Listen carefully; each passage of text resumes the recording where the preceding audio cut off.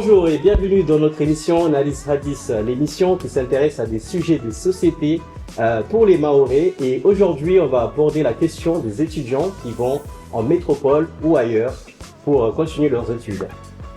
Bonjour, je m'appelle Anfou, je suis donc la deuxième animatrice de cette émission. Je suis moi-même ancienne étudiante, je suis originaire de Mamoudzou. J'ai fait mes études en Belgique et maintenant ça fait 4 ans que je suis revenue à Mayotte. Et toi, Jack?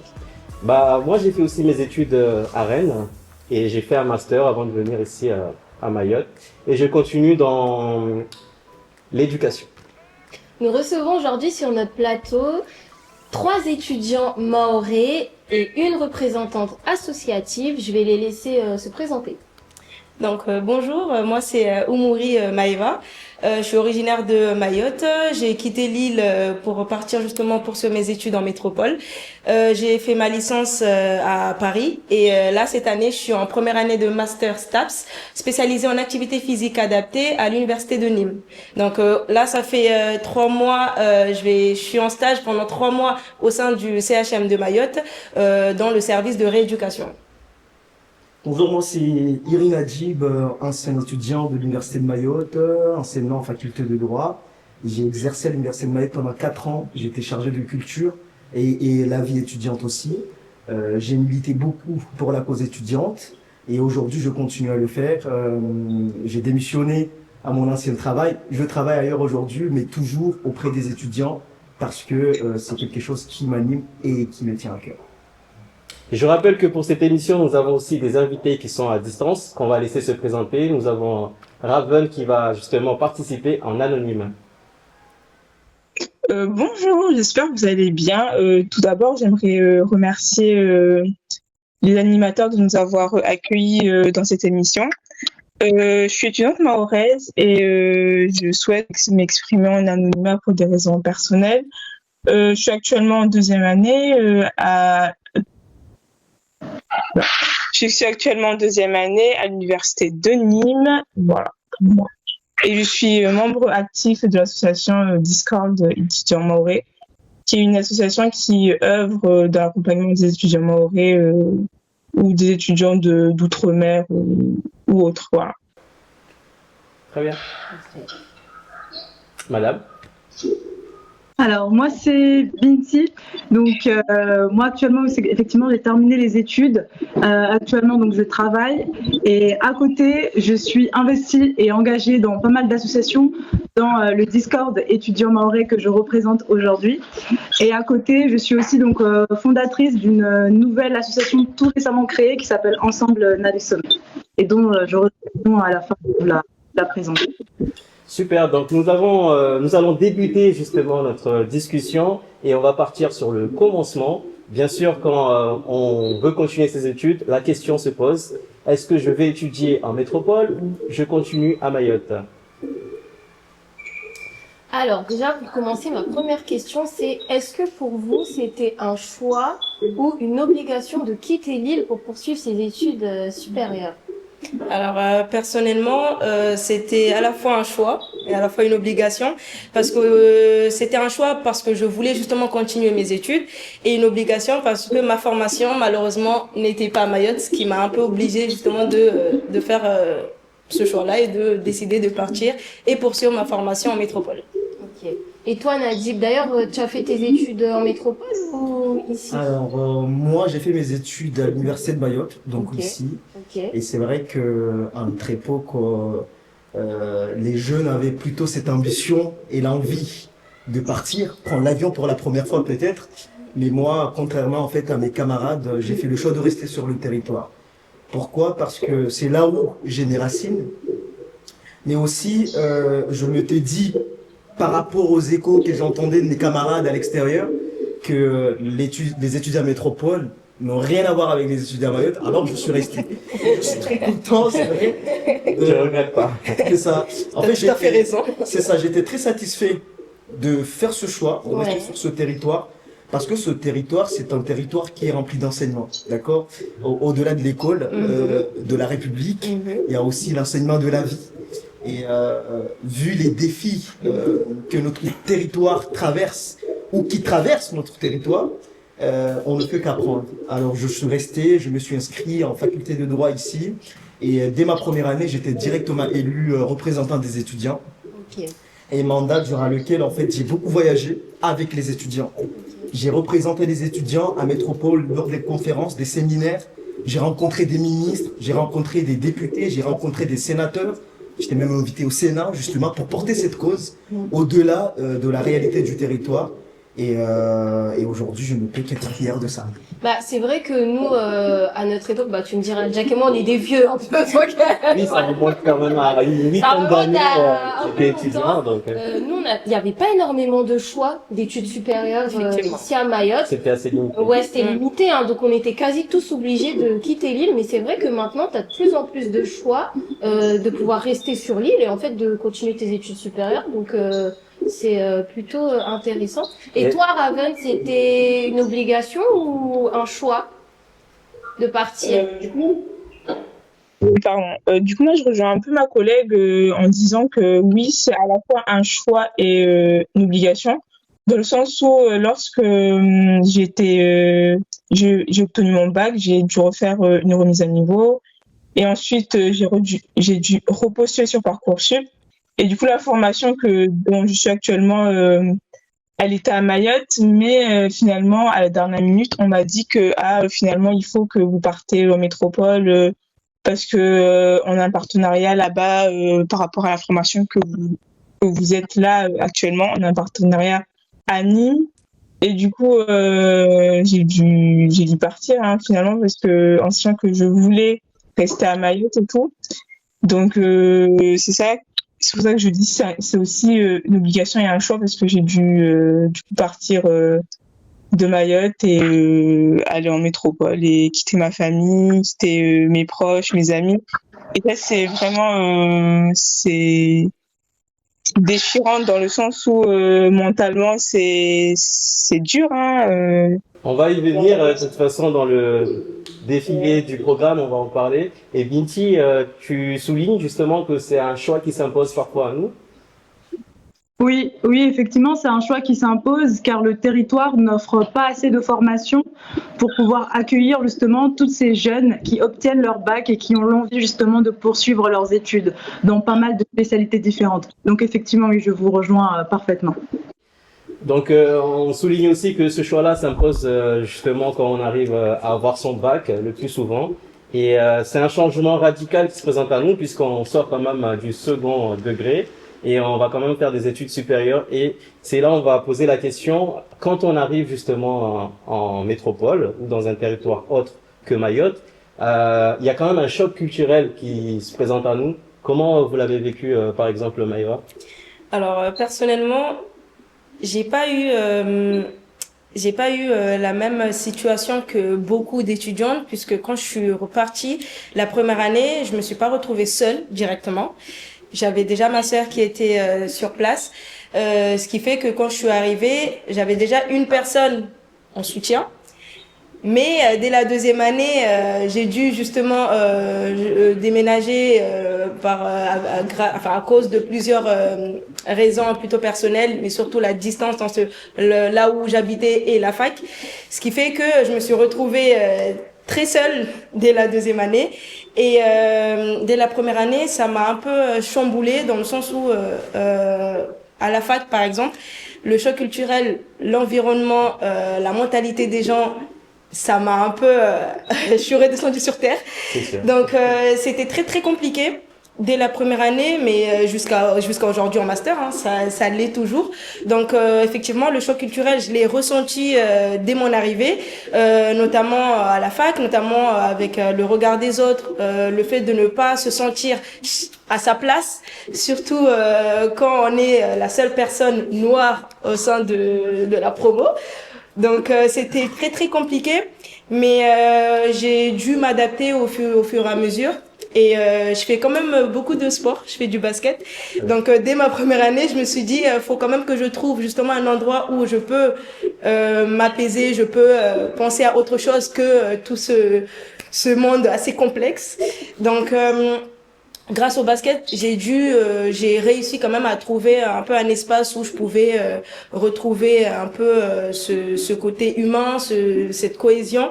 Mais malheureusement, l'aspect culturel, chez nous, notre culture mahoraise, je l'ai pas réellement trouvé parce que quand je suis arrivée, j'avais pas vraiment de personnes mahoraises référents. J'avais vraiment exactement. Donc c'était Il n'y avait plutôt pas de référence. mais même si j'avais ma sœur, mais elle était quand même seule. Donc c'était très très compliqué. Donc moi, ce côté plutôt culturel, j'étais plutôt éloignée. Ouais. Donc très compliqué. C'était compliqué, ouais. Et toi, Najib, comment tu décrirais ton rapport à l'identité mahoraise là-bas? Est-ce que ça a évolué ou t'as réussi à garder tes racines?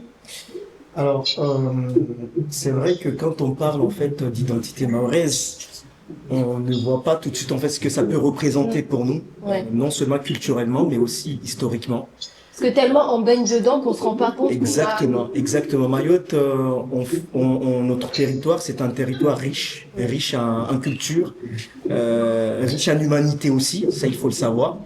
Et c'est vrai que moi, j'ai eu cette opportunité de beaucoup voyager quand je travaille à l'université par rapport à mon travail, mais aussi pour des voyages personnels. Et à chaque fois que j'arrive à Métropole, que j'arrive à La Réunion, ou même ailleurs, hein, ça peut être aussi en Afrique du Sud, tout de suite je comprends qu'ici, c'est très très facile de s'oublier. Ouais. Et moi, j'ai quand même réussi en fait à absorber, à garder cette authenticité d'un mec de Mayotte que je suis, parce que je me suis dit, c'est mon identité, donc c'est moi. Et oublier ou changer, m'adapter à d'autres identités serait d'oublier ce moi. Mais est-ce que tu étais entouré de Mahorais, donc ce qui t'a permis de garder un peu parce que c'est plus simple hein, finalement quand on est entouré de gens qui nous ressemblent, on retrouve un peu nos volets, tout ça. Ouais. Donc, est-ce que ça t'a aidé ou tu t'es retrouvé un peu isolé comme Maïva? Alors, en fait, moi, il y a une région en métropole que j'adore, c'est Marseille.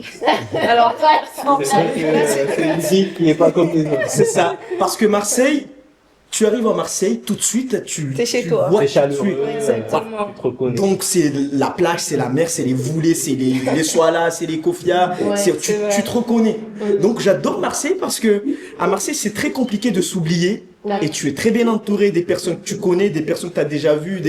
Moi, chaque fois j'arrive à Métropole, j'essaie de rencontrer des étudiants et à chaque fois j'arrive à le faire pour leur dire justement que restez ce que vous êtes, qui vous êtes, parce que ça fait partie de vous, c'est le vous. D'accord. Restez, parce que l'authenticité, justement, fait de nous des hommes forts. Et donc, oui, il faut très souvent se faire entourer des personnes qui nous ressemblent, non seulement pour s'isoler, non seulement pour s'isoler, justement, pour éviter cette question de dérapage, mais aussi pour vivre avec les siens. Avec le monde extérieur, mais bien sûr tout en restant authentique. Et cette authenticité, justement, ne peut s'acquérir en étant seul. Il faut se faire entourer par des personnes. Après, Je te donne la parole. Après, justement, pour rejoindre un peu ce que tu dis, c'est facile, entre guillemets, de dire faut se retrouver, faut trouver justement cette communauté. Mais c'est compliqué quand tu arrives justement en métropole, tu arrives à Paris, tu connais personne. Donc, je suis quelqu'un de très sociable, je te mens pas. Mais tu peux pas, même en étant quelqu'un de très sociable, tu peux pas arriver dans un endroit où tu connais personne, et tu peux pas aussi avoir cette facilité justement de retrouver ce monde-là. Et c'est compliqué quand tu ne connais pas grand monde. C'est très compliqué justement d'avoir des ressources. Donc c'est vrai, c'est paradoxal, c'est pour ça que j'ai parlé de Marseille. Oui. J'ai pas osé parler de Paris. À Marseille, c'est très très facile justement de retrouver cette communauté. Mais quand tu arrives à Paris, quand tu arrives même à Nîmes, et encore à Nîmes, là je suis arrivée que cette année, donc je vois quelques-uns. Mais là encore ça va. Mais quand tu pars en Belgique, quand tu pars, tu vois vraiment aucun Mahorais. Donc c'est très très compliqué. Justement, Binti, pardon, je reviens à toi vu que tu es représentante associative. Il n'y a pas des moyens mis en place pour que voilà, en tant que jeune Mahorais, tu arrives dans une ville ou un endroit tu connais personne personnes, est-ce qu'il n'y a pas des référents, des relais ou un endroit, je sais pas, un site internet qui recense un peu tout ça et que tu sais que ok, là je vais aller là, je vais trouver quelle association, parce que je sais qu'il y a beaucoup d'associations maoraises. Malheureusement, Il y a pas, ouais c'est ça, mais comment on peut communiquer l'information? Il y a une nécessité de préparer les élèves qui sont en terminale et qui œuvrent à partir pour aller étudier, de se préparer. Et donc pour se préparer, je vais donc imager le truc, c'est qu'il faut préparer une valise et dans cette mallette, il faut justement mettre des contacts, des noms, faire des recherches en amont sur l'endroit où on va être affecté probablement et se trouver justement ces petits liens-là, histoire de se dire que quand on va y aller, on a déjà quelques petits repères à distance auxquels on pourra se repérer. Je représente aussi l'association Discord. L'association Discord, c'est une mine d'or, comme je le dis assez souvent. C'est une association digitale mahoraise. Le mot digital et le mot mahorais, il est super fort. Ça veut dire que l'étudiant peut être à Nîmes, peut être à Marseille, peut être à Paris, à Lyon, à Nancy, à Rennes, au Canada, à Tahiti, peu importe dans le monde, l'étudiant peut se connecter sur un réseau auquel il pourra toujours retrouver ses siens et même des personnes qui lui ressemblent avec des spécialités et des rencontres. Et donc, c'est la raison pour laquelle il est vraiment nécessaire de s'y préparer, histoire déjà de se préparer et de se dire, ok, là, je vais dans une terre qui m'est inconnue et pour ne pas avoir un choc culturel brutal, il est nécessaire de s'y préparer. Ok, parfait. Très bien, vous entendez ces mots, Ravel? Ça vous fait chaud au cœur, peut-être? Parce que vous êtes encore actuellement. Le Discord, hein, elle peut en témoigner. Ah oui, bah oui, Ravel, t'es membre du Discord également, donc est-ce que toi, t'as senti cet isolement ou pas? Moi, personnellement, enfin, je voulais parler de ma première année. Du coup, ma première année, je suis venue du coup à Nîmes et tout dans mes études actuelles, et j'étais un peu choquée parce que certes, d'un côté, il y avait, j'étais accompagnée avec des étudiants mahorais. Du coup, j'étais pas la seule mahoraise dans ma promo. Et de l'autre, je voulais aussi m'intégrer à la culture métropolitaine, à mes camarades de maghrébins et tout, etc. Du coup, j'essayais un peu d'aller parler à l'un, parler à l'autre et tout. Et du coup, ça fait que je pense j'ai créé un peu de distance envers, enfin c'est intentionnel bien sûr. J'ai créé un peu de distance envers envers mes collègues mahorais, et du coup, ça fait que j'ai dû équilibrer un peu, rester un peu avec les Mahorais, rester un peu avec les métropolitains, un peu avec mes collègues maghrébins et tout, pour pouvoir qu'ils m'apportent des connaissances, pour qu'ils m'apportent du savoir, pour pas rester seulement qu'avec les Mahorais, juste en mode Tu voulais garder cette ouverture d'esprit, cette découverte autre que mahorais. Oui, voilà, justement. Et l'isolement, peut-être au début, mais au fur et à mesure du temps et tout, j'ai été bien accompagnée et tout par rapport à mes parents, ma famille, et du coup mes collègues aussi. Donc, on va dire l'isolement, pas trop. Voilà. Mais vous savez, mis à part ce choc culturel, moi j'ai rencontré aussi un choc financier aussi, parce que quand on arrive en métropole, on n'a pas l'habitude de gérer son argent, en tout cas quand on est lycée, des choses comme ça. Et là, en métropole, quand on arrive, il faut qu'on sache gérer notre logement, le paiement, que ce soit les courses, les charges, etc. Donc on est face à tout ça. Comment est-ce qu'on peut gérer tout ça? Comment on peut gérer? Comment on peut gérer? Comment on peut survivre? Comment on peut survivre plutôt? Peut-être tu veux parler de ton expérience? Alors, très très belle expérience. Hein. Personnellement, alors moi j'ai eu la chance comme beaucoup d'étudiants, d'avoir justement la bourse à la fois du Crous et de DASU. Première année, j'étais échelon 7, donc je recevais pas mal, je pense que c'est bien ça. Mais c'est que le début, hein. C'est que le début. Moi, j'étais échelon 1. J'arrive, j'ai vu pire. Donc, en fait, au fur et à mesure, donc chaque année, je descendais. Donc, je suis partie de échelon 7 jusqu'à échelon 0 bis. pour vous dire. Oh. Waouh. Donc, Mais pourquoi tu descendais alors que les revenus de tes parents ne changeaient pas? de ce que j'ai compris, ça dépendait aussi des avis d'impôt de mes parents. Mais après, moi, ma deuxième année, mes parents sont divorcés. Ah oui, d'accord. Et ce qui fait que ils m'ont demandé les deux, donc ils ont assimilé les deux. Oui, bon, d'accord, ok. Mais par contre, ça, je ne peux jamais, enfin, je ne pourrais pas comprendre pourquoi ils assimilent à chaque fois donc les avis d'impôt des deux, en sachant que on ne vit pas avec nos parents. Oui. Donc on arrive en métropole seul, on doit payer des charges, on doit payer des courses, on doit payer un loyer, il y a beaucoup de choses justement qu'on doit prendre en considération. Sauf que malheureusement la plupart des étudiants on est obligé de trouver un travail à côté pour C'est justement moi, j'ai subvenir. connu ça. Malheureusement, Charbonner. oui, il faut charbonner. Mais il y a aussi le côté où il faut s'adapter avec l'emploi du temps qu'on a. Oui. Moi, en tant que, donc, par rapport à ma formation STAPS, j'étais, malgré que c'est à l'université, hein, j'avais jamais, mais vraiment, jamais de temps de pause. C'est-à-dire que mes emplois du temps ont toujours été chargés.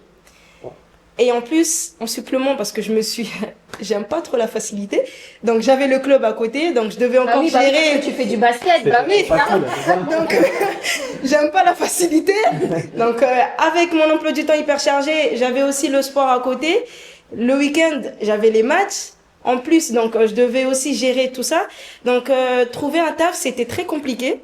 J'ai quand même dû trouver un taf en bas de chez moi, mais je travaillais vraiment pas tout le temps. Donc je sortais de la fac, je rentrais le soir, j'allais au travail. Et des fois, j'y allais pas parce que j'avais des entraînements. Le week-end, c'était compliqué parce que j'étais en club. Donc financièrement, c'était très très compliqué. Après, il y avait quand même ma mère qui m'a beaucoup aidée. Sauf que j'ai vécu ici, j'ai grandi ici, je connais la situation ici. C'est ça. Surtout après La vie Philo. terre aussi. Oui, la vie aussi, J'ai compris ouais. qu'à un moment donné, je peux pas compter. Je peux pas compter ça. tout le temps à travers mes parents. Donc là, cette année, par exemple, je me suis dit, faut que j'arrive quand même à mieux m'organiser. Donc là, j'ai utilisé le club. Donc je coach au sein même du club. Donc c'est très compliqué, mais pour justement survivre, j'essaye justement à la fois d'utiliser la bourse, le peu de bourse que j'ai, et aussi le peu de travail que je peux avoir, mais ça reste quand même très très compliqué. Et il y a des moments quand même où, pour vous dire que après ça c'est pas une surprise, mais il y a des moments où je peux ne pas manger du coup le soir et préférer dormir. Parce que des fois, même il y a des moments les pâtes et on n'a pas. Donc la crise financière c'est très très très compliqué. Et là on parle même pas de vivre, mais on parle de survivre. Ouais. Donc c'est très compliqué jusqu'à aujourd'hui. Donc Et puis, il a fallu que tu trouves des stratégies pour sauver. oui effectivement, mais même les stratégies, on se bat tous les jours pour mieux s'organiser, mais bon. Et c'est ce qui t'a empêché, Najib, de partir en métropole dès le début, de ce choc financier. Alors, je pense que j'avais aussi pensé à tout ça, aussi, puisque moi je suis quelqu'un de très curieux, donc dès le lycée, je me suis beaucoup informé par rapport à ça. J'étais entouré des gens tout le temps qui me branchaient sur les bonnes personnes à métropole, et je pense, parce que ce qu'elle dit, c'est quelque chose qui ne peut pas être ignoré. Oui. Vous savez, je pense que à Mayotte, on devrait faire un travail dès la terminale, dès la première même. Comme elle l'a dit. Comme elle l'a dit, elle travaille. Exactement. Il ne faut pas penser qu'à soi-même. Quand on est enseignant, on est aussi éducateur, on est aussi accompagnateur, on est aussi quelqu'un qui peut partager son expérience avec ses élèves. Et je pense que les élèves mahorais, les lycéens mahorais n'ont pas ces informations. Non, Pas du Vous savez, tout. pour la plupart, c'est des gens qui vivent une vie très compliquée, une vie de foyer, une vie de famille très compliquée. Et la seule chose que ces personnes-là ont en tête, c'est d'avoir le bac et fuir. Oui. Voilà. Oui. Encore, pour ceux qui peuvent se le permettre, ces voyages. Parce qu'il y a la question de papier, il y a la question de la dôme, il y a la... Enfin, bref, il y a... Donc, en fait, c'est de partir. Et quand on part, on arrive en métropole le soir, on voit ce pays vaste. Tout de suite, on est perdu. Rien que la découverte de la métropole, on est perdu. Effectivement. Et vous imaginez encore, je ne sais pas si la plupart de ceux qui vont nous regarder, connaissent la réalité étudiante des étudiants mahorais à métropole. Mais rien que voir que ces étudiants-là, ils vivent dans des cellules. Il faut arrêter de dire que ce sont des logements. D'accord. Les chambres 9 mètres carrés. 9 mètres carrés. Moi, je dis, ce sont des cellules numéro 1, numéro 2, numéro 3. D'accord? Il faut rentrer encore à l'intérieur pour voir le lit. Quoi ça ressemble, le lit. Tu te demandes, mais il dort où, l'étudiant? Et donc, c'est une réalité qui traverse les étudiants mahorais. Et là, le territoire attend, par miracle, que ce gars-là réussisse et revenir pour travailler. Comment on peut espérer avoir le retour de ces étudiants-là si on les accompagne pas? Après, je sais que ça va faire un choc. Ah ouais, mais on les accompagne, mais combien on Pas assez. Exactement. Et justement, c'est ce que je voulais rebondir. On a eu déjà malheureusement, plein de témoignages d'étudiants qui sont décédés, hein, Bien sûr, effectivement. voilà, décédés par mort de faim. En fait, moi, c'est quelque chose vraiment qui me choque et qui m'attriste profondément parce que je me dis, t'es un étudiant en métropole et tu meurs de faim. Enfin, c'est vraiment quelque chose qui, moi, le premier témoignage, je crois que c'était dans le Nord, ça m'avait vraiment choquée. Et en fait, je me suis vraiment, parce que en fait, moi, dans mon parcours, j'ai de la chance d'avoir mes parents qui m'ont toujours aidée. Et moi, j'étudie en Belgique, donc c'est encore une autre réalité. Par contre, ma sœur, elle a eu les chambres de Crous de 9 mètres carrés. Mais tu vois, je les ai eu aussi. oui. Mais tu vois, nous, par exemple, on n'avait pas la bourse. C'était un peu compliqué, mais on fait partie quand même des privilégiés où on a eu la chance d'avoir nos parents qui nous ont aidés, soutenus, etc. Mais tu vois, on voyait nos camarades à côté, la réalité, franchement, déjà la précarité étudiante de manière générale, sans parler spécifiquement des étudiants mahorais, on en parle toujours, hein, la précarité étudiante en métropole, que les étudiants, c'est vraiment les personnes les plus précaires en métropole. Alors les étudiants mahorais, on est encore plus, c'est encore plus difficile. Et justement, Binti, j'aimerais savoir en tant que du coup représentante associative. Donc je disais, est-ce qu'il y a des initiatives citoyennes ou même des associations? J'imagine que vous avez plein de témoignages en ce sens pour aider un peu plus les étudiants mahorais. Qu'est-ce qu'il en est de ce côté-là? Moi, je rajouterais même une question. Il faut mettre combien d'euros dans la valise? Bonne question. Combien il faut mettre? Alors, les euros, c'est vrai que l'argent, c'est vraiment le nerf de la guerre. Après, nous, les Outre-mer, je regardais une fois une enquête, j'ai pas vraiment la source, qui disait que nous, les Outre-mer, on avait vraiment de la chance par rapport aux étudiants étrangers, parce que nous, on avait la bourse plus la DASU. Donc, on est vraiment bien équipés en matière financière par rapport aux autres qui sont encore beaucoup plus précaires. Et donc, moi, au niveau des initiatives, je sais qu'il y a des associations telles que la Croix-Rouge, la Banque alimentaire aussi. On n'en parle pas assez, mais c'est vraiment une mine d'or qui peut aider les étudiants qui sont vraiment précaires. Et donc, moi, ce que j'inviterais à ceux qui vont nous écouter, c'est d'avant d'utiliser son argent, il faut chercher une personne, un mentor, ou voir, parce que nous, en tout cas, sur Discord, on fait quand même pas mal d'ateliers, dont la gestion financière qui en fait partie. En tout cas, si on a une forte demande, on peut la présenter. Il faut d'abord se former sur la gestion financière. Voilà. Après, si vous n'avez pas l'opportunité de participer à des ateliers, cherchez quelqu'un, échanger avec un étudiant qui a déjà fait l'expérience en métropole pour qu'elle puisse déjà vous donner son mode d'emploi ou un guide pour mieux vous organiser. Donc, premièrement, se former avec des ateliers ou avec un étudiant. Deuxièmement, privilégier les paiements primaires, privilégier les paiements des besoins primaires. Donc, se nourrir, se loger et s'habiller, ça vient après, mais en gros, se nourrir et se loger. Déjà, payer son loyer et payer sa nourriture, c'est déjà la base. Parce qu'on ne peut pas étudier si on n'a pas de logement et si on ne mange pas. Ça, c'est très, très, très, très important. Un truc, ma mère, elle m'a toujours dit, tu payes ton loyer en premier, tout ce que tu veux, mais tu payes ton loyer en premier. C'est ça. Mais c'est ça. Et pourquoi je dis cela? Parce qu'en fait, il y a pas mal d'étudiants, parce que je suis certes représentante de Discord aujourd'hui, mais je suis aussi dans pas mal d'associations étudiants partout ailleurs. Et j'ai parfois des témoignages qui me frappent. Il y a des étudiants qui vont par exemple chercher à beaucoup plus s'habiller, donc à acheter de la marque, à faire vraiment des choses qui ne font pas du tout partie des besoins auxquels qui est nécessaire. Et donc il est vraiment vraiment important de se dire qu'on vient en France pour étudier d'abord. Étudions, apprenons les compétences, trouvons un travail qui paye bien.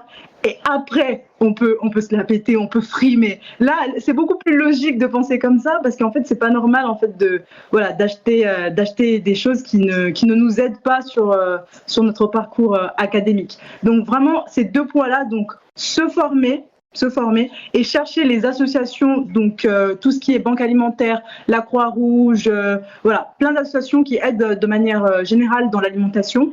Et après, donc, se faire accompagner, c'est très, très, très important. Après, moi, pour un peu rebondir sur ce qu'il a dit, comme je disais tout à l'heure, quand on est Mahorais, quand on vient de Mayotte, quand on vit à Kawini, à Kungu, même au Mamoudzou, la capitale, et qu'on arrive à Métropole, c'est un autre monde. Donc, humainement c'est parlant. toi dans les yeux. Humainement parlant, t'as ces enfants-là, en fait, qui se laissent tout de suite aller et qui pensent ils ont une liberté, entre guillemets.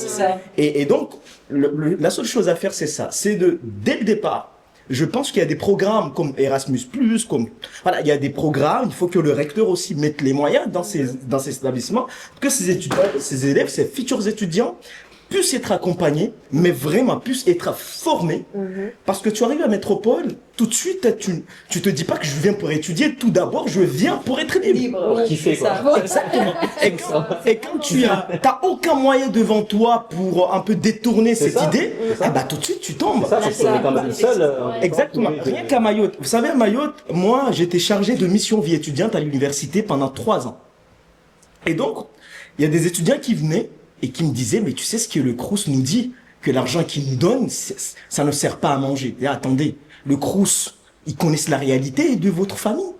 Tu es étudiant à Mayotte, tu vis, je suis désolé de le dire, tu vis dans un banga en tôle, d'accord? Ta maman vend des biscuits sur la route nationale pour pouvoir nourrir 5 enfants.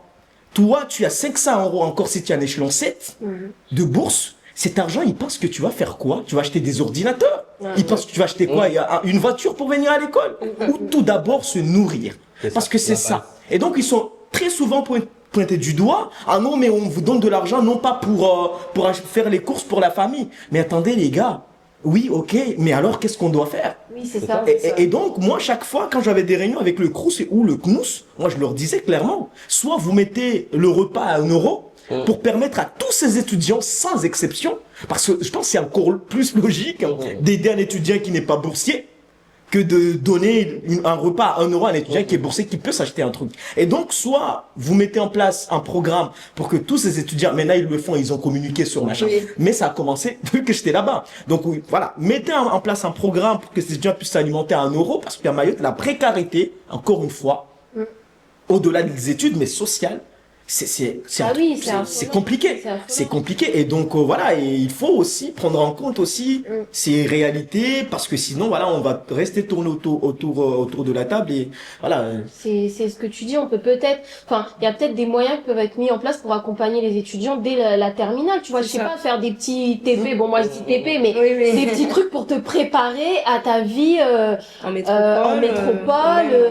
savoir mettre des priorités, savoir, parce que c'est vrai que on nous parle jamais de ça. Parce que encore pour rajouter un truc, tu poses la question à chaque futur étudiant, à chaque élève en terminale, quand tu auras ton bac, tu vas aller à Métropole pour faire quoi? Enfin, pour être libre. Oui, c'est ça.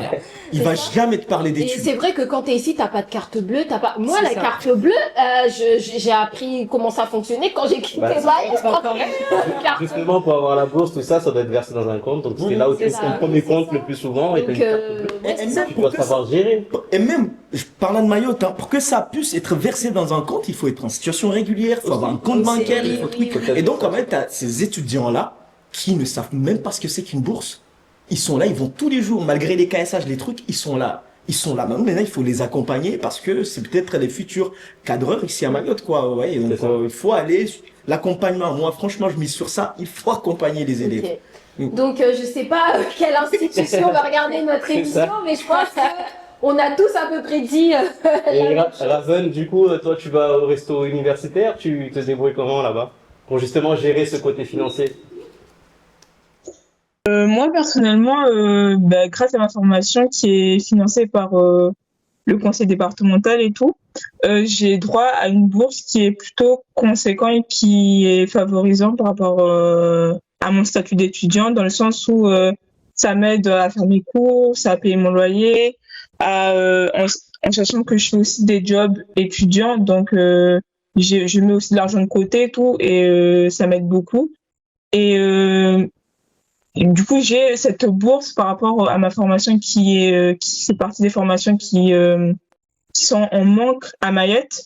Donc voilà, et personnellement, c'est pas pour me la péter, mais j'ai pas forcément de problèmes financiers ou de difficultés par rapport à ça. C'est pas question, franchement, c'est pas question de se la péter, franchement. Tant mieux, Tant mieux, ça fait plaisir d'entendre ça Justement. aussi. On peut Ça pas fait- dire que tous les étudiants ne sont pas logés. Voilà, c'est ça, mais tu peux le dire, hein, Pas tous franchement. les mêmes difficultés. Exactement. notamment Du côté financier.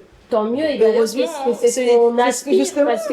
parce que c'est vraiment, moi aussi, hein, quand j'étais étudiante, j'avais pas trop ce problème-là, comme j'ai dit, parce que j'ai toujours eu mes parents avec, et franchement, t'as plus la charge financière, ça veut dire que tu peux vraiment te concentrer Sur tes études. sur tes études. Donc on parle souvent de voilà l'échec des étudiants mahorais, machin, mais faut voir aussi tous les facteurs qui sont Positif. qui sont là-dedans et qui contribuent à qui ça, contribuent quoi. à ça, et on Ouais. se demande mais pourquoi les étudiants mahorais échouent. Bah peut-être parce que le soir il va pas manger, il a pas de pâtes, C'est ça. le lendemain il doit réfléchir il a pas le C'est temps, ça. et son cerveau il est pas assez irrigué, il a pas le temps de vraiment réussir cet examen parce qu'il sait pas comment il va manger. en C'est fait. ça. Moi, par exemple, quand j'étais représentant des étudiants, il y en a qui m'appelaient en cours de parcours. Hein. Ils me disaient, Yiri, s'il te plaît, essaye de trouver une place là-bas, à l'université de Mayotte, parce que j'ai envie de revenir. L'étudiant est en deuxième année, et en troisième année, il a envie de démissionner, partir. Tellement c'est dur. Parce que c'est exactement, en fait, c'est même pas que c'est dur, mais moi, je dirais même, ça meurtrit l'envie de réussir. Et ça, les gens ne voient pas trop ça. Quand ça. on est éloigné, quand on est C'est ici, ça. les parents, c'est ouais, machin. Oui, On voit pas cette réalité. Il faut que aussi les parents qui nous écoutent, qui comprennent que quand on a l'opportunité, c'est vrai que le territoire, on manque beaucoup de formations. D'accord? Le centre universitaire, le seul, maintenant qui s'est transformé en université, depuis le 1er janvier 2024. Il faut que le conseil départemental, il faut que le gouvernement, il faut que les élus militent maintenant pour que plus de formations soient sur le territoire. Exactement. Parce que jeter ces enfants-là, parce qu'ils n'ont pas le choix justement, c'est vraiment quelque part Les abandonner. ne pas penser à eux aussi également. c'est ça. Oui, la tombe donne des billets, ok, mais est-ce que là-bas Il y a vous un suivez suivi. Un suivi, Ouais, C'est ça. c'est ça. Donc, je pense que ouais, il faudrait que maintenant, 30 ans après, il faut qu'on se concentre justement que ce territoire puisse se développer en termes de formation, que ces enfants puissent rester. Parce qu'encore une fois, on a des entreprises à proximité qui peuvent faire leur stage, rien que demander un stage à Mayotte. C'est ça. Et là, je fais juste un petit aparté parce que je pense aussi à tous les étudiants, même pas lycéens, qui ont dû partir juste après Chilo. Moi, par exemple, j'ai mes petites cousines, enfin même mes collègues. Il y a plein d'enfants qu'on a dû envoyer après Chilo pour passer leur bac, etc. Donc c'était même pas en mode t'as le bac ici, après tu pars. Ah, Et Ouais, là, c'est tout ça en mode ouais, quoi. depuis le Ils sont même lycée, pas en préparés. fait, c'est très. Et vous avez même des parents, pour rebondir, qui venaient à l'université, qui nous disaient, ma fille, elle était partie après Chilo, mais maintenant, elle n'a pas eu d'école depuis, j'ai envie qu'elle revienne. Sauf que nous, on lui dit, malheureusement, elle peut plus revenir. Ah oui. Soit elle reste, voilà. Ouais. Vous voyez, donc tout ça, Là. il y a des événements, c'est vrai, qui nous poussent à partir, mais aussi prendre le temps de réfléchir. Est-ce que la métropole, maintenant, c'est plus comme avant? Ah oui, mais C'est vraiment, ça se transforme de plus en plus vers une métropole plus identitaire, plus communiste, plus restreinte. Donc, il faut aussi comprendre ça. Il faut pas laisser les enfants. il faut essayer de tout mettre en œuvre pour C'est que ça. les jeunes puissent rester Puissent sur rester. l'île. Et ça participe aussi à l'évolution Bien sûr, du bien sûr. territoire. Et n'oublions pas, ce choix-là, il est fait aussi pour aller réussir nos études, du coup, en métropole ailleurs que Mayotte. Donc, on peut s'intéresser à cet aspect-là parce que quand on sort du second degré et qu'on arrive à l'université, les méthodes peut-être ne sont pas les mêmes. Donc, il faut s'adapter aussi à ça en même temps que tous les autres choses qu'on C'est a. ça. Donc, moi, pour ma part, quand je suis arrivé à l'université, j'arrive dans un amphithéâtre, il y a 100 personnes. Plus que ça. hein. Parfois, je suis tout seul avec mon stylo comme ça, et comment je m'organise? C'est ça. Je sais pas si c'était pareil pour vous. Il y a les ordi partout. Alors. les ordi partout. T'as vu avec un stylo. L'enseignant ne fait même pas l'appel. Ah bah, laisse tomber. C'est ça. Et en plus, il y a des amphis où, puisque en amphithéâtre, justement, on sait que t'es pas obligé d'y aller. bah il y a beaucoup de personnes justement qui C'est vont ça. pas y aller et finalement ils vont se dire ça va, c'est pas obligatoire, il y aura le cours en ligne sur la du coup bah ils vont pas vraiment y aller. Donc le côté l'organisation, moi personnellement de mon côté, la première année a été très compliquée. Ouais. La Pas de première surprise. année, c'est pas une surprise et beaucoup d'étudiants sont passés par là. Beaucoup d'étudiants dès la première année redoublent, ce qui est mon cas. Mon cas aussi. Beaucoup de- Donc on est beaucoup à être passé justement sur cette phase-là. Donc moi, dès la première année, je vous mens pas que l'organisation, la responsabilité, juste avoir cette mentalité que mais faut se réveiller, je l'avais pas du tout. Donc j'ai commencé à l'avoir au moment où j'ai redoublé, bien évidemment. Donc dès que j'ai eu la petite gifle, voilà. Donc dès que j'ai refait ma première année, je me suis dit ah là, faut vraiment se rendre compte que le niveau à Mayotte, l'éducation n'est pas du tout pareil que le niveau en métropole. Donc à ce moment-là, c'est là que j'ai commencé à mieux m'organiser, à gérer un peu mon temps, à gérer un peu mes révisions, même si des fois je dormais à 1h, 3h du matin parce que je dois réviser et se réveiller à 5h du matin parce qu'il y a les transports à prendre jusqu'à... Donc c'était très compliqué, mais j'ai réussi quand même à m'adapter. Et après moi, je pense que cette facilité à vite s'adapter, je l'ai eu dès Mayotte parce que j'ai quand même eu des responsabilités en étant très jeune. Donc on sait J'étais un peu que préparé. justement préparé entre guillemets de l'arrivée en métropole, non, mais préparé à être un peu plus responsable parce que par exemple on sait que ici à Mayotte en tant que femme on nous apprend dès toutes petites à gérer beaucoup de choses, à gérer des enfants, à gérer on nous apprend justement à prendre plus de responsabilités dès toutes petites, hein, à l'âge de 6-7 ans tu dois déjà gérer plusieurs choses. Donc moi ce côté organisationnel et responsabilité je l'avais déjà un peu acquise, mais c'est juste que la première année, j'ai eu une grosse gifle. Donc, il y a une autre réalité. Mais après, j'ai commencé à mieux m'organiser au fur et à mesure. Et je pense qu'aujourd'hui, après 5 ans, 6 ans, ça va. J'arrive à mieux m'organiser au niveau de mes révisions, au niveau du temps, au niveau... mais ça reste quand même toujours compliqué et je sais qu'on est beaucoup, mais vraiment beaucoup à passer justement dans cette phase-là. Bon, je vais pas généraliser, mais peut-être, est-ce que les filles sont plus organisées, du coup, par rapport aux garçons, parce que comment t'entends, on va dire ça. Alors, non, c'était pas vraiment pour... Est-ce que Raven, t'as pas redoublé ta première année, peut-être? Tu peux nous dire? Ben moi, ma première année, elle était compliquée dans le sens où dans mon esprit, c'était il faut pas que je redouble, faut pas que je redouble, faut pas que je redouble.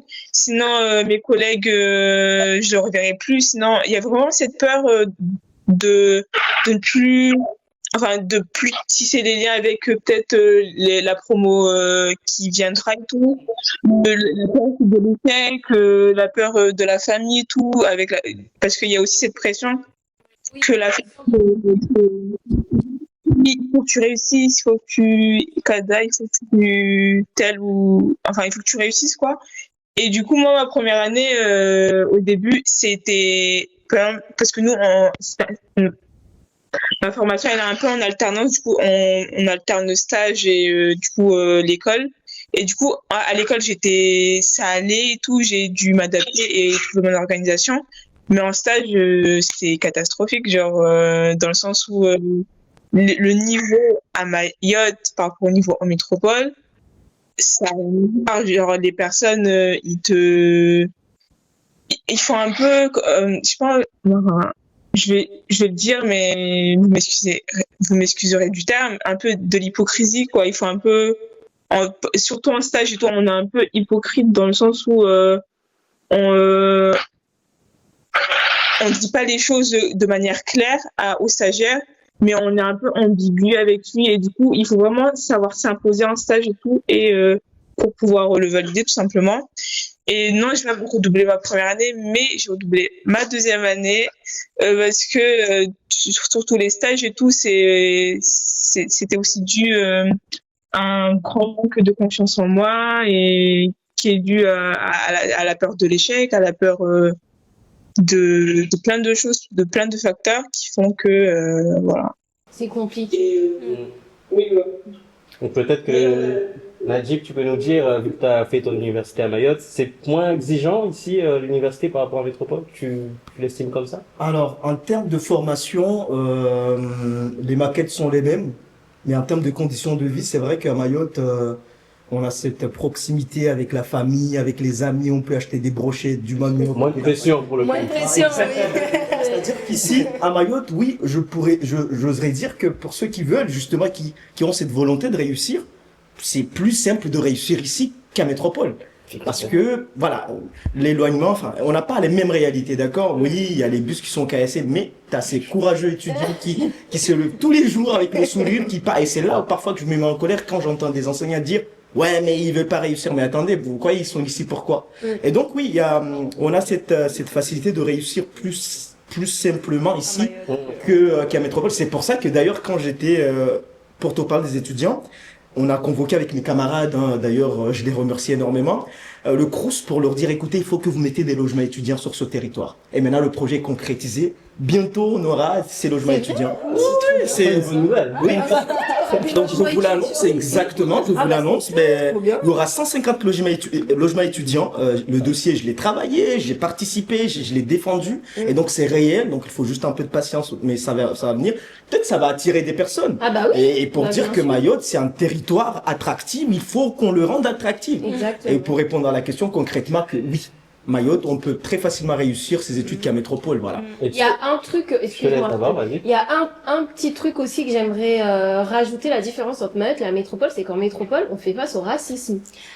Alors, On fait face au racisme en tant que voilà étudiant maoré, étudiant noir, beaucoup. Moi, femmes aussi, oui, femmes aussi, musulmanes. Musulmanes. Enfin, voilà, il y a plein de facteurs qui rentrent en jeu. Donc moi, j'ai fait mes études en Belgique et ouais, j'ai fait face au racisme. Et je sais que beaucoup de mes camarades, même en stage, hein, Raven nous parlait du stage. En stage, on va pas te voir pareil que la petite étudiante blanche qui est en stage. Donc ça, c'est quelque chose de très important qui fait que aussi, je pense, ça participe à l'échec en fait. Et à l'échec, c'est à la vrai. dépression aussi. Ah oui, à la dépression. D'ailleurs, il y a eu beaucoup de retours d'étudiantes, des femmes pour la plupart, de Mayotte qui sont parties à pied, qui sont revenues à Mayotte et tout, qui sont revenues à l'université et qui disent qu'en fait, je suis parti de métropole parce qu'on n'accepte pas mon voile à l'école. Ah oui, Après, oui, attention, aussi. ce n'est pas pour dire que l'école de la République est musulmane ou truc, mais je pense aussi qu'il faut pas oublier ce côté de liberté individuelle.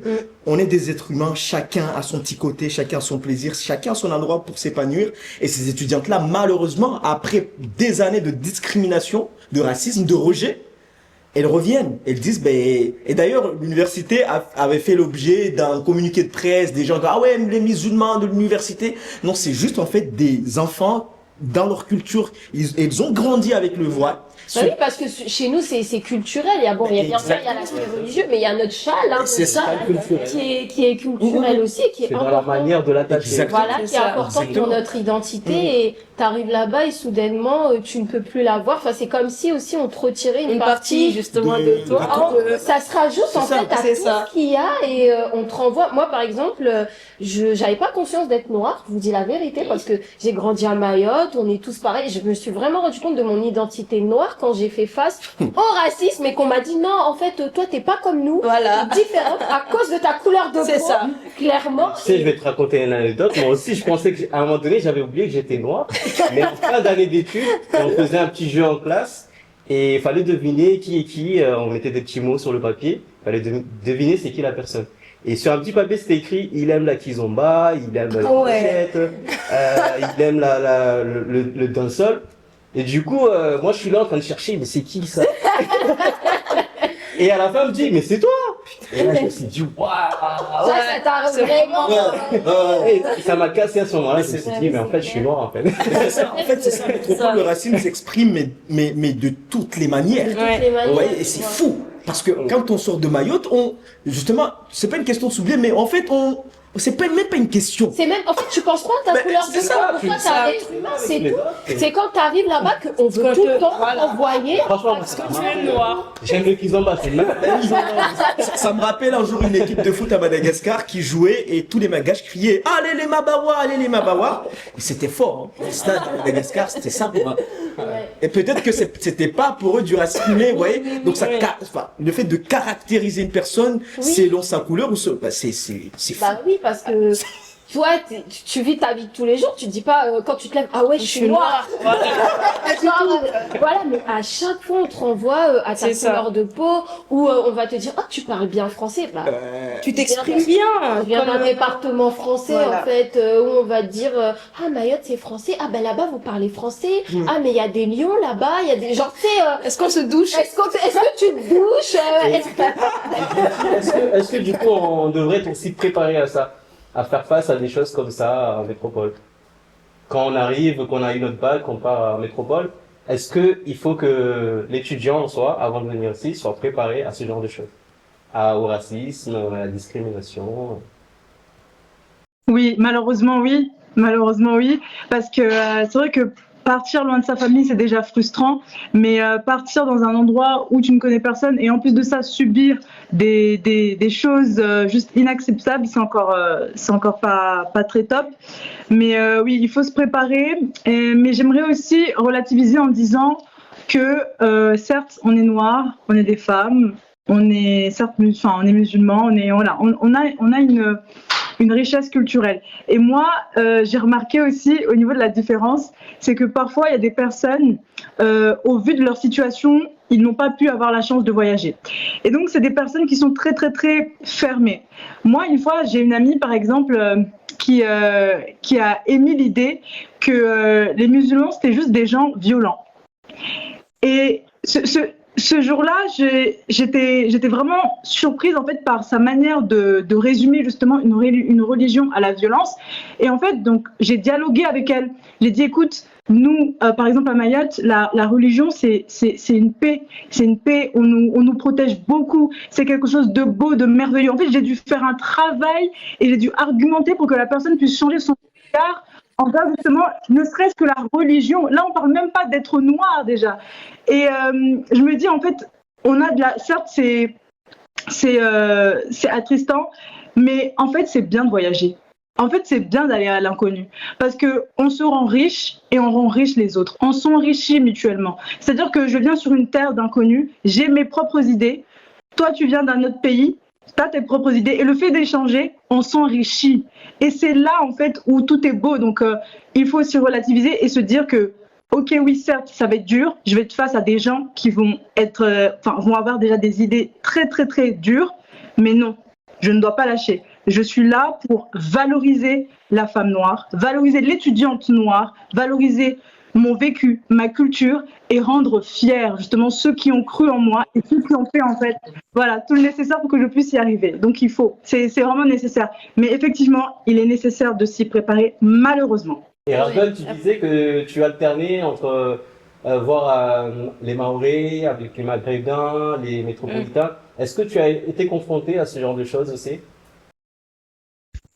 Ben, on va dire indirectement, dans le sens où, par exemple, quand je m'intégrais, je sais pas moi, à des collègues métropolitains pour manger ou pour, je sais pas moi, pour réviser, je voyais, il y en avait une en particulier qui était un peu réticent par rapport à ma présence et tout, et ça se voyait peut-être pas directement, mais indirectement dans la manière dont j'échangeais avec elle et tout, etc. Mais je voulais aussi rebondir sur du coup un collègue à moi et tout qui faisait un master et tout. Et lui, ben c'est un Mahorais et c'est un Mahorais. Et du coup lui, il a aussi vécu un peu de racisme et tout durant ses études, dans le sens où par exemple quand il allait faire ses courses et tout, il y a un jour il y a un monsieur qui lui a dit c'est pas grâce aux Noirs, enfin c'est pas grâce à vous, du coup les Noirs entre guillemets, que la France ira plus loin. Du coup ça l'a vraiment touché. Et après lui c'est une personne qui est forte mentalement, du coup il a encaissé et voilà. Et voilà, genre le racisme il est là, il est présent, même de manière indirecte, de manière directe aussi. Et on planifie, on peut juste s'adapter et pas vraiment prendre compte des remarques, de ces remarques-là et aller de l'avant, voilà. Je suis d'accord et j'aimerais aussi rebondir à ce qu'a dit Binti parce que c'est vrai que depuis tout à l'heure on parle beaucoup de l'aspect négatif, de la difficulté, etc. de la métropole effectivement, mais moi je trouve ça important comme elle l'a dit de voyager. Vivre à Mayotte, c'est bien, c'est notre petit paradis à nous, mais tu vois c'est comme si on était dans une bulle et le fait de sortir de Mayotte ça nous permet de voir d'autres choses, de voir d'autres mentalités, de déconstruire certaines choses aussi. Moi, je sais que ça m'a permis de déconstruire beaucoup de choses, d'être en métropole, d'être en Belgique. Enfin, donc c'est enrichissant le voyage, même si on va se frotter à du racisme, des bonnes expériences, des trucs difficiles. Mais oui, effectivement, ça te permet. Enfin, je trouve ça important quand même de rencontrer des gens qui ont une culture, une religion ou des choses différentes et qui peuvent t'apporter. Toi, tu prends ce qu'ils peuvent t'apporter et voilà, le négatif. Il y a quand même des positifs. Oui, voilà. Faut trier. Il faut trier, effectivement. Regardez que le positif. Ça me permet de faire une belle transition parce que une fois du coup qu'on a voyagé, qu'on a découvert le monde, on se pose la question, est-ce que je rentre ou je continue en métropole une fois qu'on a fini ses études? Il y a quand même cette question qui arrive, je rentre à Mayotte ou je reste en métropole? Alors, moi, je me le suis posé cette question, c'était pas métropole, parce que c'était en Afrique du Sud récemment, j'étais au Kenya, et j'arrive au Kenya, en fait, tout ce que je vois tout sauf ce qu'on voit à la télé. Voilà. Et je me dis, est-ce que finalement, ce serait pas top de rester ici au Kenya, retourner à me prendre mes valises, exactement. Parce que oui, voyager, ça nous permet justement de découvrir, de grandir aussi. Parce que rester quand on a l'opportunité, bien sûr, de voyager, il faut le faire, hein. Mais rester enfermé sur soi-même, ça favorise pas souvent l'évolution de soi et donc quand on a l'opportunité de voyager, bien sûr, il faut parce que notamment métropole, un pays multiculturel, même si d'autres contestent ça, où tu croises beaucoup de nationalités. Alors là, oui, on a vraiment la chance de croiser des gens, faire des rencontres, grandir. Apprendre des autres aussi, c'est ça, comme l'a dit la collègue, apprendre des autres, parce que nous, on a une richesse, mais d'autres aussi ont des richesses. Donc, échanger et tout, c'est pas mal. T'es quand même revenu à Mayotte, parce que je te vois ici, donc qu'est-ce qui t'a C'est ça. Alors, franchi la balance. C'est vrai que c'est un peu contradictoire, mais moi j'aime Mayotte, j'arrive pas à expliquer ça. Non, mais qu'on ressent tous ce truc, on a pas expliqué. J'ai un attachement du territoire. Moi, je m'en souviens encore, il y a 3 mois, je travaillais plus à la fac. Mon ancien chef me disait, mais Iri, qu'est-ce qui te fait rester ici? Je me suis fait agresser une fois, il a pleuré toutes les larmes de son corps, il m'a dit, putain, mais pars. Il me dit, gars, pars. S'il faut, je te dis, pars. Je lui dis, non, je reste. Et tout le temps, il me disait la même chose. Il me dit, ta vie n'est pas ici, mec. Pars, tu vois tout ce qui se passe. Je dis, gars, j'ai grandi dans ça. Maintenant, ça fait partie de ma vie, ça fait partie de ma réalité, ça fait partie de moi. Je reste pour affronter ça peut-être un jour. Moi, je suis quelqu'un, je crois beaucoup à l'impossible. Je me dis, peut-être qu'un jour, un miracle fera que tout change. Mais oui, restons quand il faut rester. Partons quand il faut partir. Tant qu'il y a de la vie, il y a de l'espoir. Toi, Maëva, toi, t'es encore en études. Est-ce que tu sais déjà si tu veux rentrer ou si tu veux rester en métropole? Je sais et je savais. Dès le départ. Donc, moi, personnellement, comme je l'ai dit, dès la première année, je savais que c'était pas fait pour moi, la métropole. Et en partant même, je savais que j'allais revenir. Et revenir pour y rester. Pourquoi? Parce que tout simplement, j'ai grandi. Le froid, oui, effectivement. Pas que beaucoup de choses. Mais effectivement, en soi, pour moi, la mentalité des gens, l'environnement, le froid, juste, ce n'est pas fait pour moi. Et je suis aussi quelqu'un de très, très, très famille. Donc, je suis obligée de rentrer. Et c'est pour ça, du coup, que j'ai décidé de faire mon stage ici. Et vu que je suis en fin d'études, de faire mon stage ici et pour justement me créer un réseau surtout. Et après, revenir et construire quelque chose utile pour la population mahoraise et aussi pour moi. C'est ça. Raven, tu comptes revenir ou? Pour moi, personnellement, oui. C'est un grand oui. Je compte revenir et tout parce que je pense que Matt, je pense que Matt a besoin de nous, a besoin de la jeunesse mahoraise et tout pour pouvoir la construire et tout. Et même par exemple, les profs métropolitains qui étaient venus à Mayotte et qui sont repartis disent que oui, Mayotte, c'est un peuple convivial, les gens sont solidaires, ils sont unis. Et c'est ça qui nous a plu. Et même si on est parti, et ça reste des souvenirs gravés à vie. Et du coup, oui, sans nous, sans les Mahorais, sans la jeunesse mahoraise, Mayotte n'ira pas loin. Et voilà, c'est un grand oui. Voilà, Et toi, Jack, est-ce que quand tu étais en métropole, tu savais déjà que tu allais rentrer ou pas? Moi, sincèrement, je savais pas. Je savais pas. J'étais plus parti pour rester là-bas parce que, comme disait Najib, c'est que moi, j'étais aussi parti en soi aussi pour m'ouvrir au monde et kiffer, tu vois. D'accord. Parce que il y a des choses là-bas qui sont pas ici, donc j'étais parti pour ça. Mais à un moment donné, je me suis dit, en fait, il faut qu'on revienne chez nous parce que c'est là-bas où il faut investir. C'est là-bas où on a besoin de nous et c'est chez nous. Et voilà, je fais ce choix-là.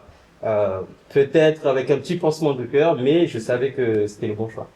Bah moi, c'est marrant parce que moi, mes parents m'ont toujours élevé. La métropole, c'est pas chez toi, tu fais tes études et tu rentres. C'est ça. Donc, je suis partie en métropole en me disant que de toute façon, j'allais rentrer. J'ai mis beaucoup de temps à rentrer parce que j'ai quand même fait, je peux même plus dire le nombre d'années que j'ai fait en métropole. Parce que quand t'es diplômé, que tu commences à travailler, tu commences à t'installer dans une certaine routine.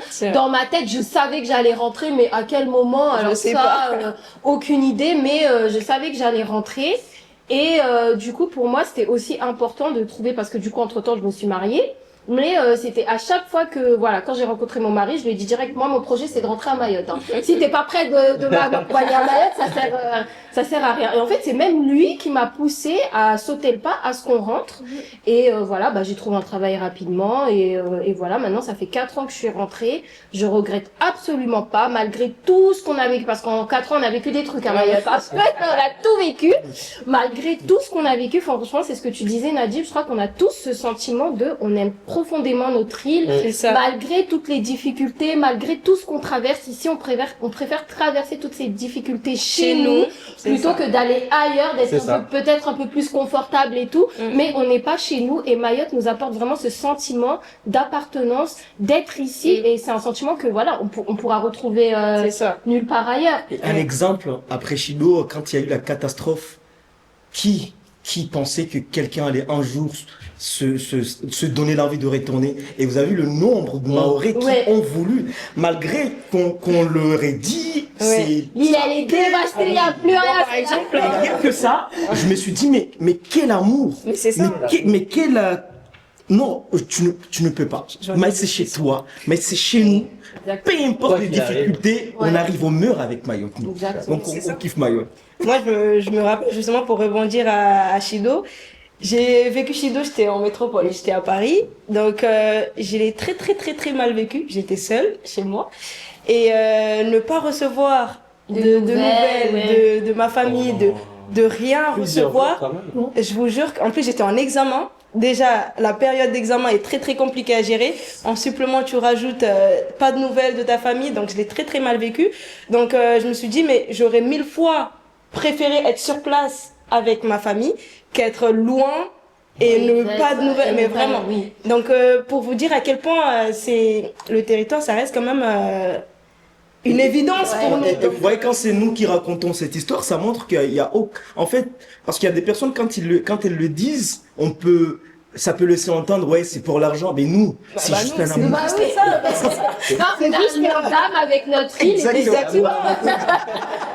Je pense que ce sera le mot de la fin, parce qu'on termine sur du positif. Et franchement, ça me fait grave plaisir de voir que il y a beaucoup de jeunes Mahorais qui souhaitent rentrer, qui sont rentrés, qui font ce qu'ils peuvent pour faire évoluer notre île, parce que comme je disais, qui mieux que nous-mêmes peut faire évoluer le territoire, en fait. T'as peut-être des chiffres, Binti, sur le nombre d'étudiants qui reviennent à Mayotte et qui restent? Peut-être? Alors non, là j'ai pas de chiffres, mais je sais qu'il y a un mouvement et il y a même une tendance à vouloir venir prendre les compétences et à ramener ces compétences à Mayotte pour pouvoir ouvrir et embellir notre belle île.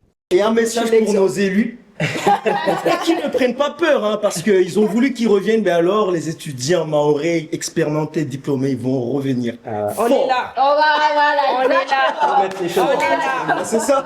on revient avec des compétences. On est là. Franchement, Exactement, c'est ça qu'on veut. C'est comment? C'est comment pour la suite? On va terminer là. Franchement, merci à vous tous Merci à vous. d'avoir répondu présent à notre invitation. Ça nous a fait grand Invitez-nous plaisir. très souvent parce que C'est ça. On a passé un bon moment, je sais pas pour toi, Jack. Bah, franchement, c'était excellent. J'ai pas vu le temps passer. Moi non plus. Et en tout cas, j'envoie un message. Vous qui regardez cette émission, n'hésitez pas à la partager auprès d'un étudiant ou futur étudiant en métropole pour qu'il sache un peu comment se préparer avec sa valise. On partagera de toute façon toutes les informations, toutes les ressources utiles à la vie étudiante, les informations des associations, notamment des associations de Binti et tous les numéros utiles, tout ce qu'il faut que vous sachiez avant de quitter Mayotte et quand vous quittez Mayotte, quand vous êtes là-bas. N'oubliez pas que vous n'êtes pas seul. Il y a tout un réseau. On est effectivement en train de construire tout ça et c'est en train de s'enrichir. Donc surtout, n'hésitez pas, surtout ne pas rester seul. C'est ça le plus important. J'espère que l'émission vous a plu. N'hésitez pas à nous contacter si vous voulez participer aux prochaines émissions. Et voilà, on vous dit au revoir. Ciao, ciao.